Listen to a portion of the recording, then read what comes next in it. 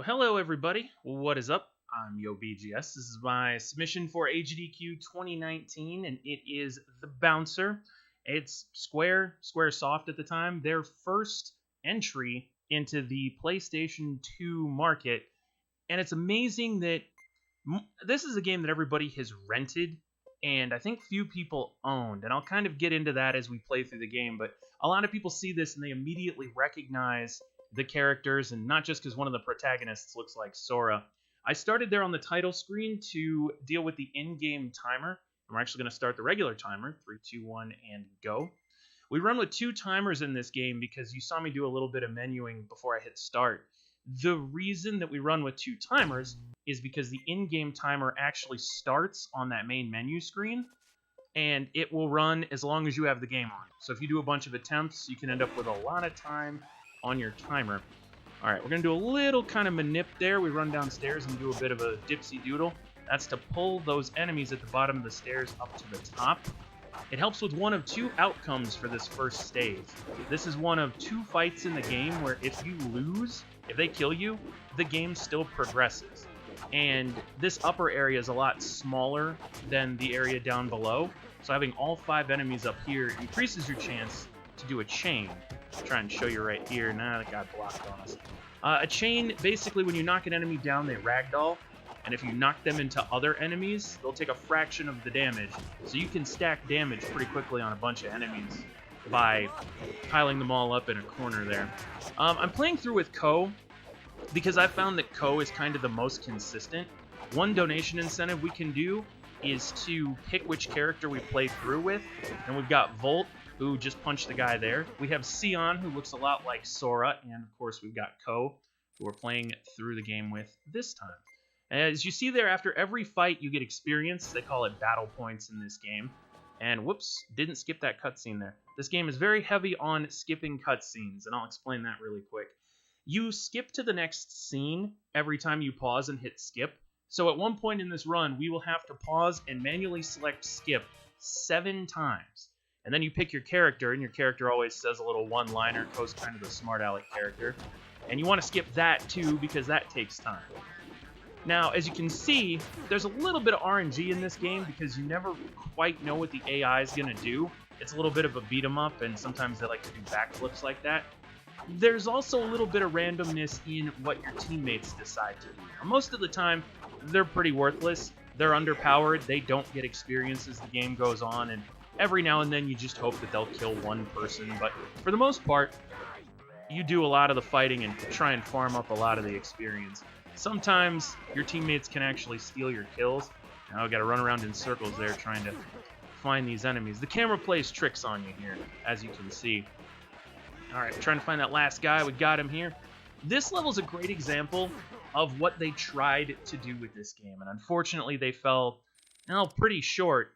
Square went all out for this. You know, it was their first game that they were putting on the PlayStation 2. They wanted it to be well received. It was an RPG. Square knows RPGs.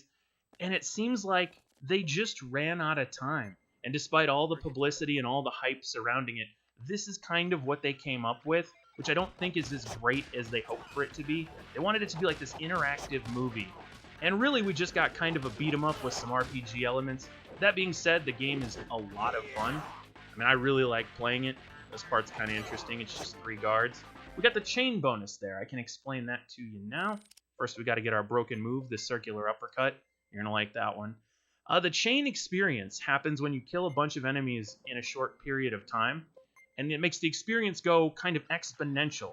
You saw the multiplier there was ×2. It can go all the way up to ×8, which means that for these little grunt enemies here, you're getting 160 experience instead of the normal 20.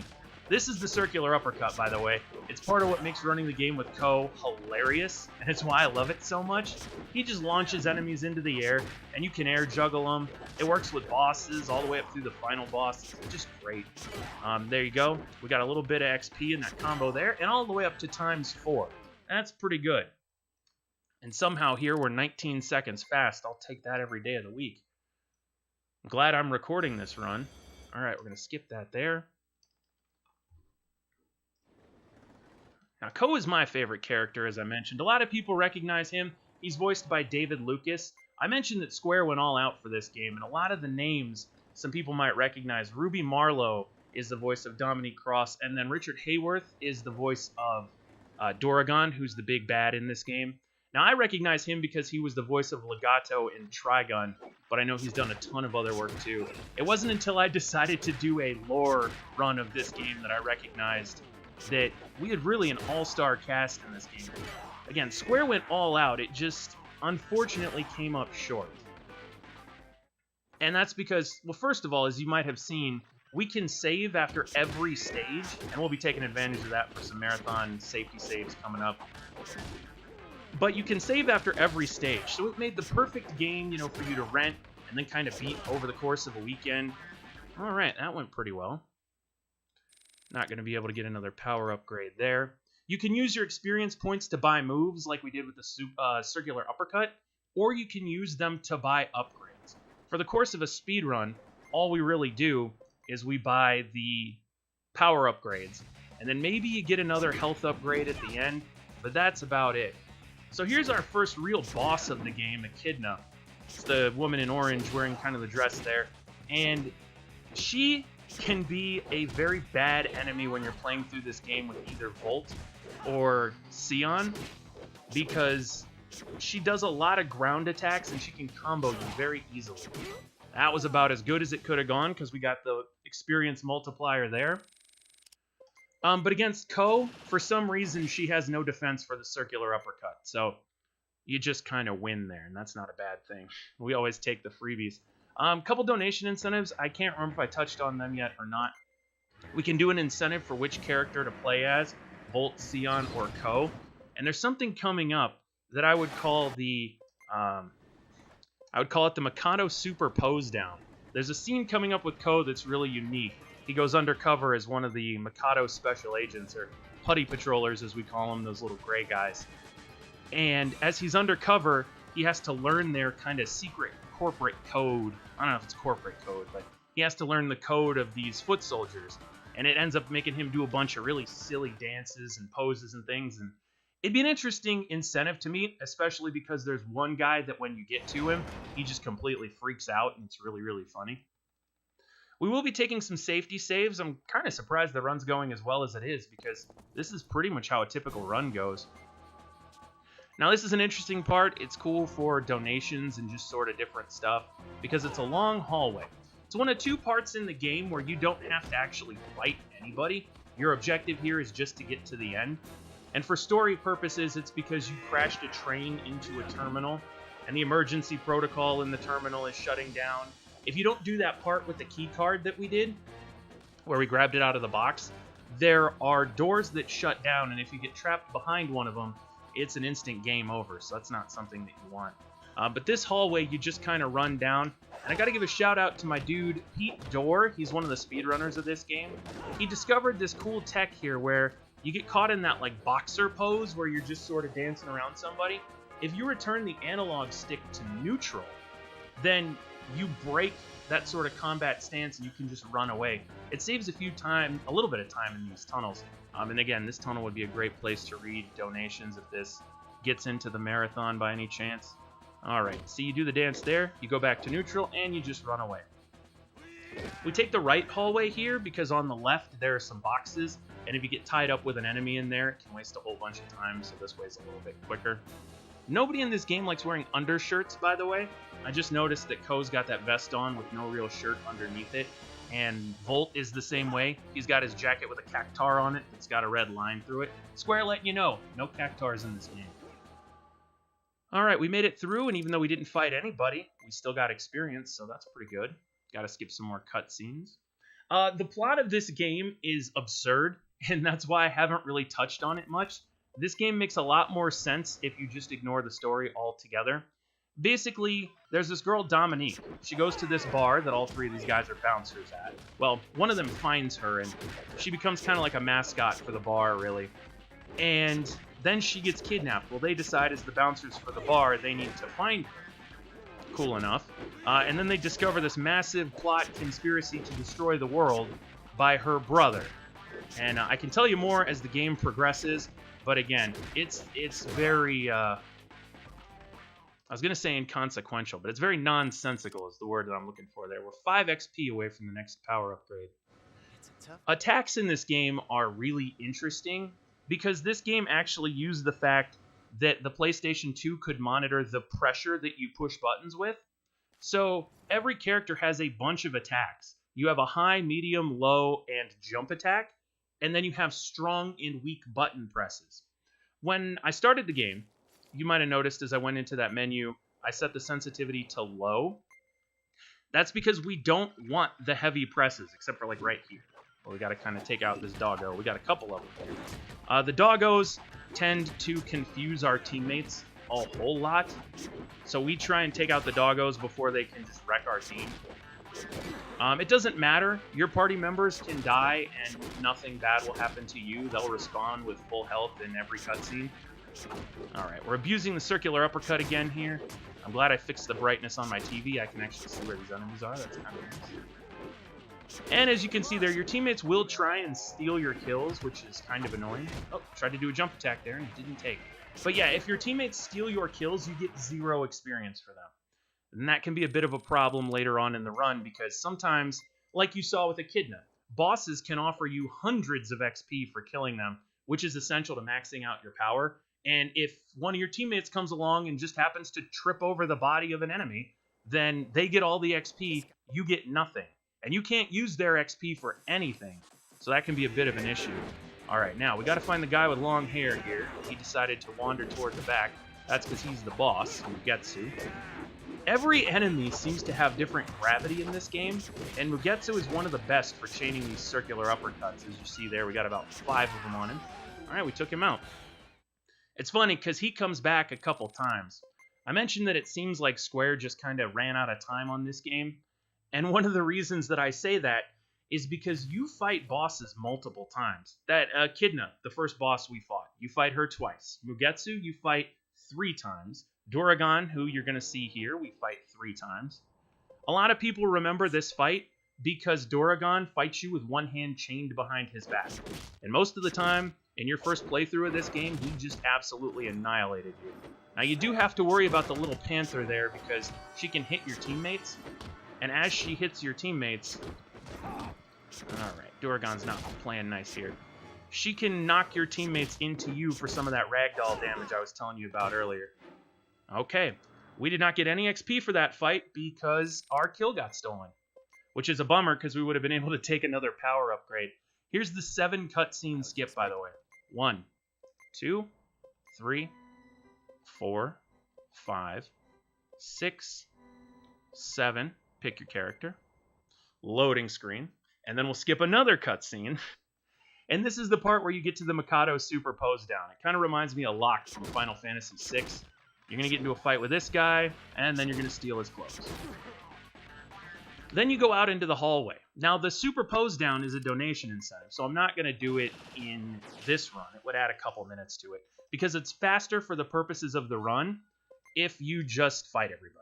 You do the bad poses, you beat them up, you take their key card, you move them. Skip. Okay, and here, it's telling you all the rules, blah, blah, blah. It tells you what all the poses do. We're just going to use X, because that's one that these guys never use in this first hallway. You're not special forces. Yeah.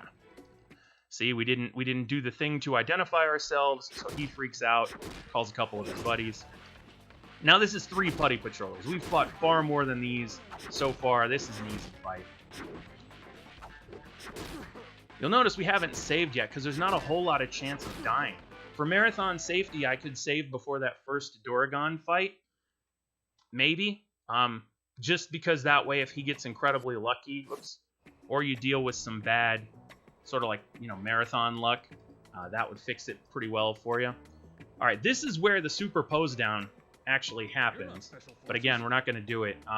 You run into several guys and they all ask you to kind of identify yourself with those poses, and there's one guy at the end who just frequently goes through all of them.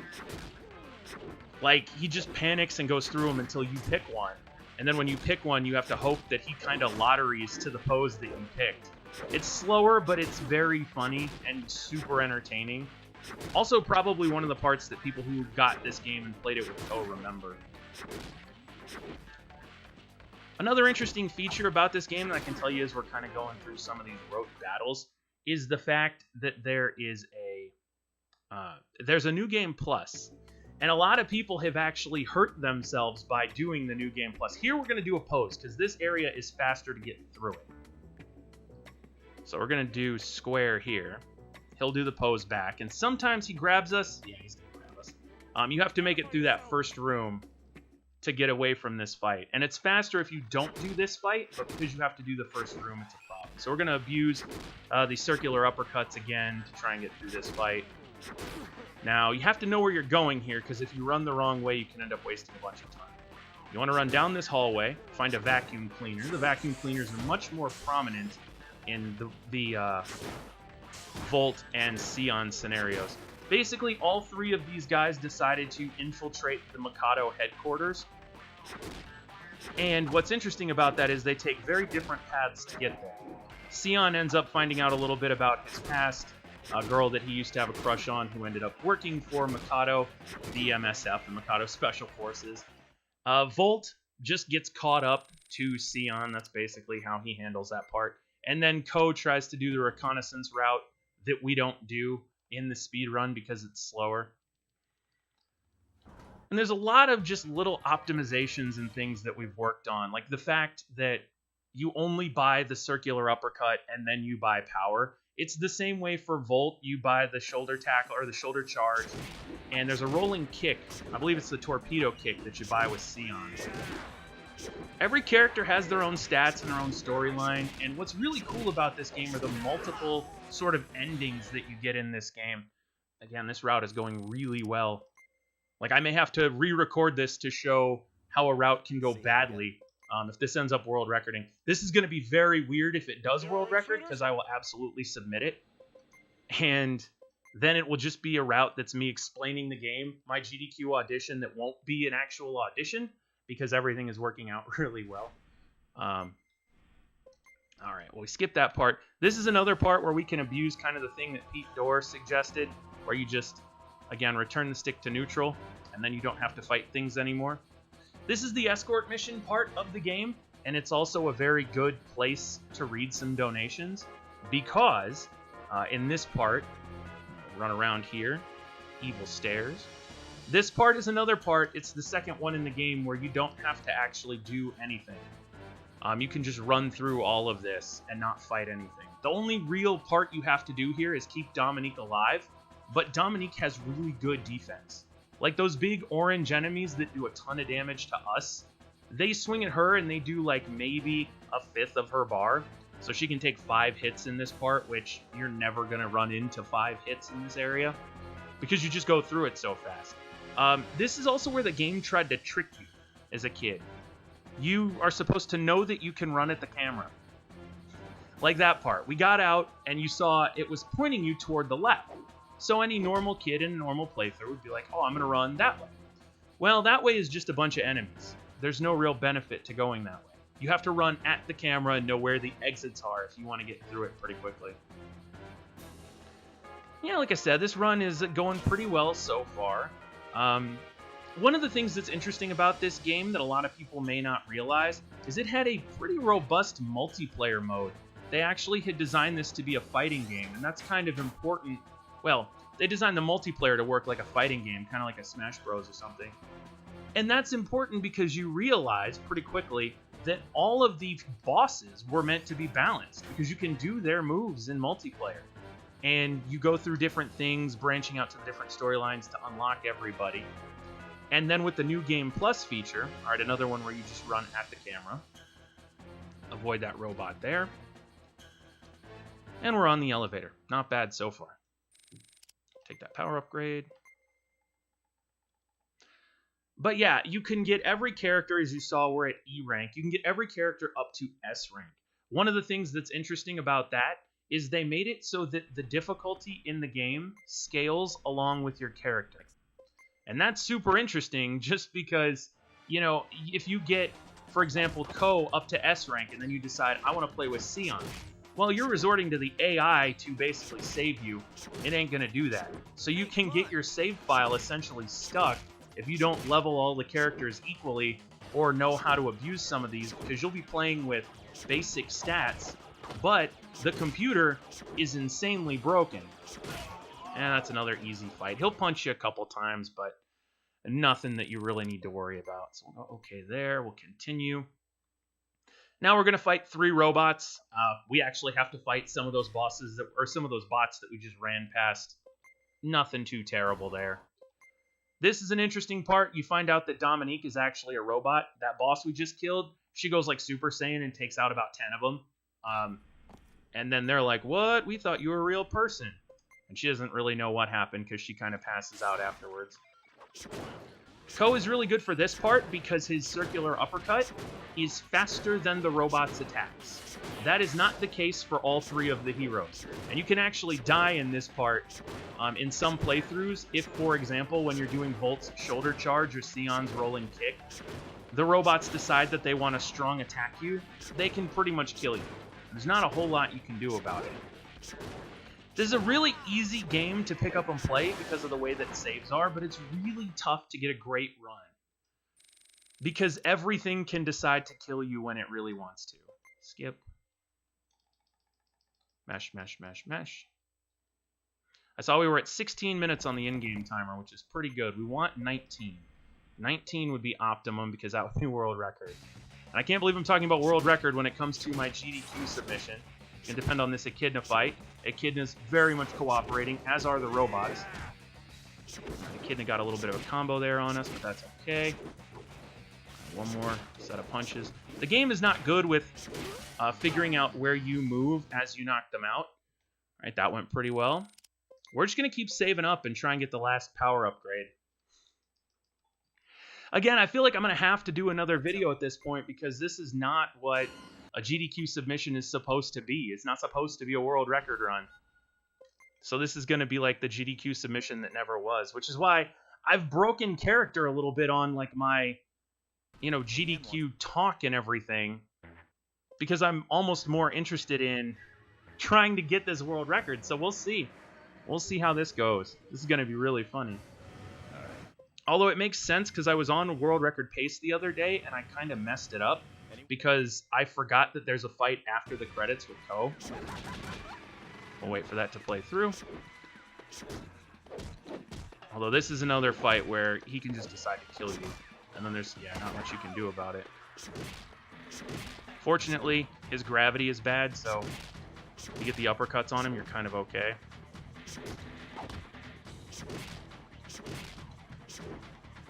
I'm gonna try and get one more chain. Okay. So this is working out pretty well. Well, in that case, hi YouTube, because this is now going to turn into a much different run. This is now a run for the world record. This is not a run for a GDQ submission, so I'm just going to keep going with this, and we'll see how it plays out. Isn't that always the way? If it dies, then the world will never see it. But if it gets through, then we're going with it. All right, now if she turns into...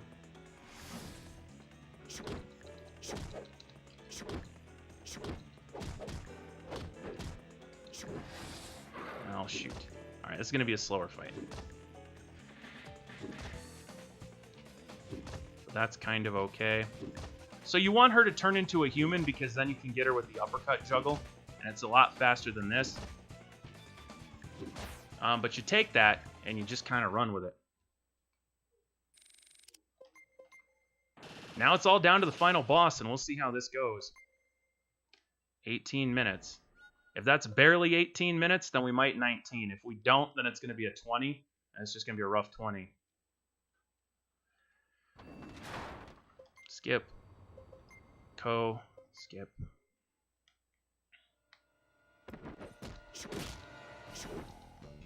That didn't work out well.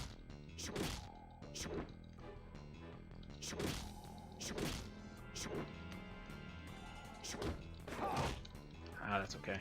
He needed to change his focus anyhow. Hey, come on. Sion calling for a Trinity attack there, which doesn't even help anybody. Okay, that's one fight down. No upgrades. That was pretty good. Skip.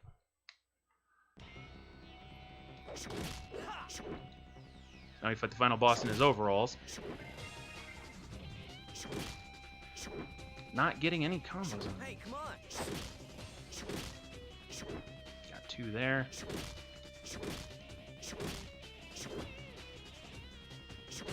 Okay, we got him. Not the end of the game, though. You actually have to skip all the remaining cutscenes and get through this final fight.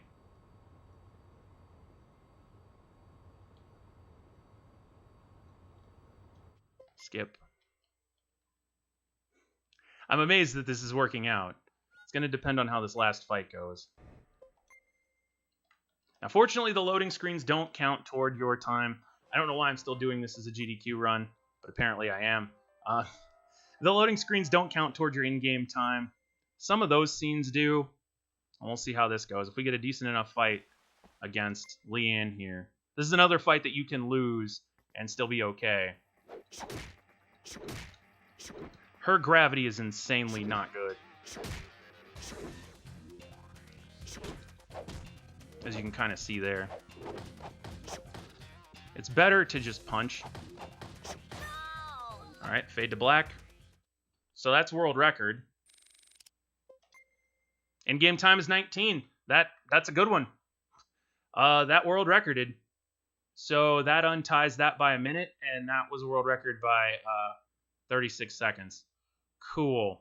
My GDQ submission world recorded, and now I need to redo my submission video.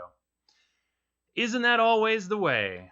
And then it clicked over to 20 right there, but we saw that it was 19, so I'm going to click continue. What's the meaning of I'll let the rest of this play out here, and so I have to put this on YouTube, and then I have to redo another video that I need to put on YouTube to be the actual time.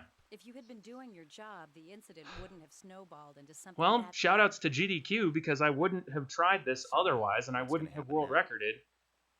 You passed. You'll continue with your current assignment. See you later. Hey, yo, wait a minute. I haven't seen you in a long Huh. time, and also, like... I'm just sitting here stunned because I was not expecting that at all. That's why this isn't a stream. This was just a casual playthrough, but we'll watch through the end cutscene, like I said, and I'll redo this video. And then we get to hear Love is a Gift. Alright. Well, so, because I really want to get this GDQ video put together, I'm just going to go ahead and end game. And then I'm going to go ahead and end the video and restart, and then you should see the actual GDQ submission video. So, that's cool. Shoutouts to you if you're watching this on YouTube, if you caught this on speedrun.com. That run was pretty good. The only way it could have gone better is if we got a better fight against Kaldea, aka Dog Panther. But it got 19, so I'll take it. And on that note, let me make sure that that is actually... Yeah, 19 improves it by one minute. Well, that's cool. Alright. And actually, I think that... Yeah, that's 1 second faster than Sion's world record now. So Kou is officially faster than Sion again. Alright. Well, take care, YouTube. Have a good day. Be excellent to one another.